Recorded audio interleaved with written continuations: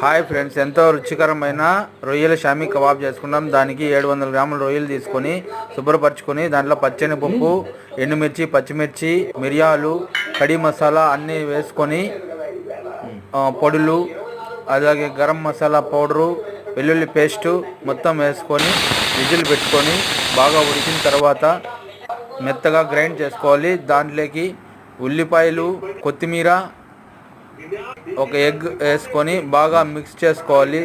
వాటిని వడల్లాగా చేసుకొని ఫ్రై చేసుకునే దానికి ఒక ప్యాన్ పెట్టి ప్యాన్లో ఆయిల్ వేసి రెండు వైపులా గోల్డెన్ కలర్ వచ్చేంత వరకు ఫ్రై చేసుకుంటే ఎంతో రుచికరమైనటువంటి రొయ్యల షామీ కబాబ్ తయారు.